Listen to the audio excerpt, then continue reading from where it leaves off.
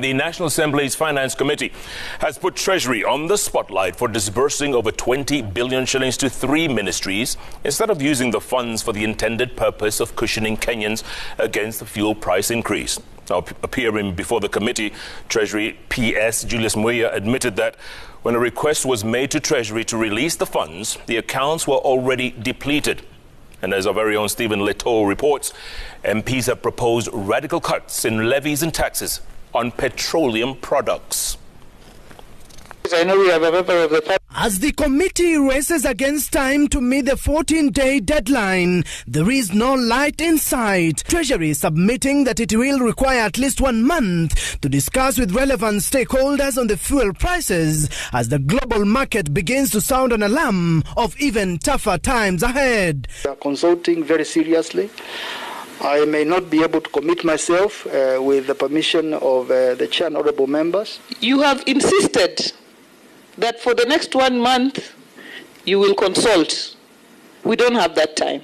And Madam Chairperson, I'm just begging of you to give me some time to go and look into this. Caught on the crossroads, the committee fronted radical changes to the current taxations and levies in a desperate move to save Kenyans from the yoke of high fuel prices. In the proposal, petroleum development levy, whose current rate stands at 5.4%, is to be reduced to 0.4% per litre.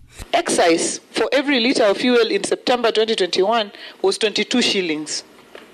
Yet excise, as a principle of taxation, is supposed to be for luxury. I am persuading this committee to be alive to the fact that we have got a fiscal framework which we have to obey, and there are expenditures that have to be met, and we need those revenues. The railway levy is to be reduced from the current 2% to 1.5% according to the presentation made before Treasury PS Julius Muia.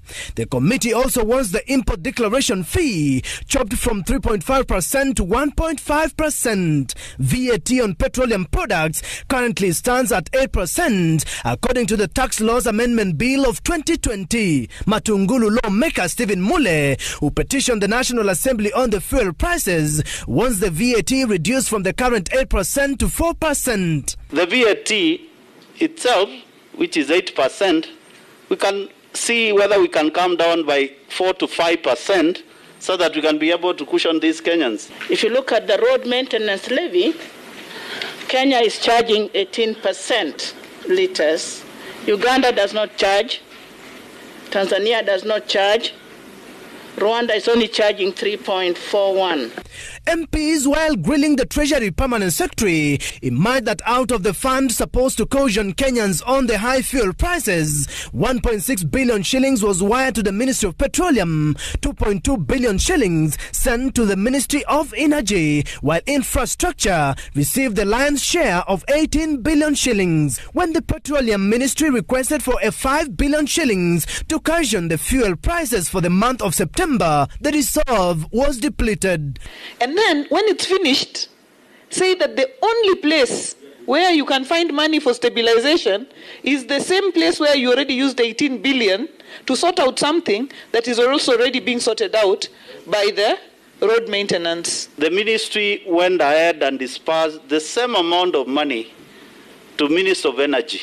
I don't know what Minister of Energy was stabilizing. This is a blatant misapplication of government resources, even against the Constitution. The balance in the fund is at 29th of September 2021, which is today, is 3.6 billion shillings. It's against this 3.6 billion that we have a request of 5 billion shillings for stabilization. The lawmakers terming the transfer of monies to the other ministries illegal, according to the Petroleum Development Levy Act. As of now, Treasury says it is still undergoing consultations on how to adjust the prices, but Kenyans have to wait a bit longer. Stephen Letoo, Citizen TV, Nairobi.